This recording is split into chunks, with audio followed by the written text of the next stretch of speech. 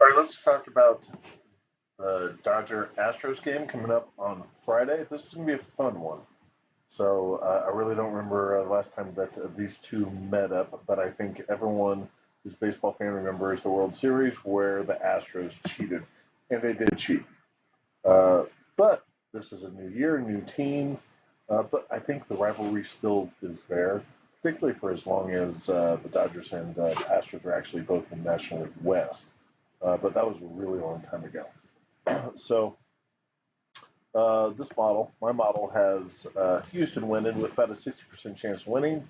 ESPN is at like 58%, so they match up pretty good.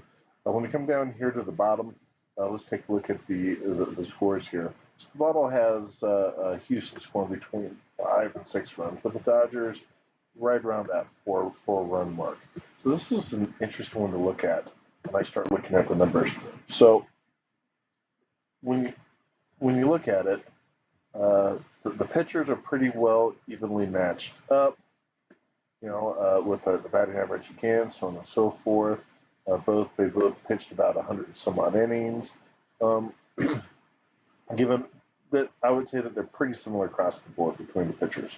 The staffs, pitching staffs, about the same thing. Yet, when you go through and you look at, and then with the next slide, we'll see this as well. But I want to focus on this part right now. I think when you look at the lineup, you have more consistency with the Astros. Because when you look at the Dodgers, at the bottom half, especially that bottom third of their lineup, you don't see a lot of pop and you don't see a lot of consistency. Granted, Gavin Lux has been playing a lot better of late, but overall, uh, I think the top to bottom, the lineup, the consistency is what leads to that disparity.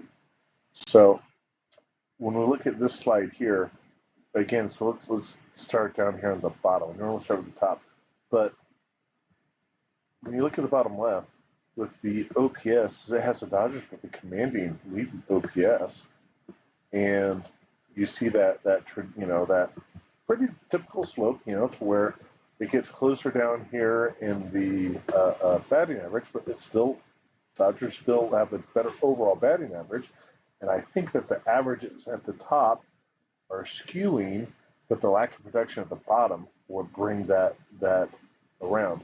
A couple of things I also notice is it's the Dodgers, I think, have been striking out more. So the model has Dodgers just simply getting on less, particularly when you look at the bottom third of that lineup. You definitely see that.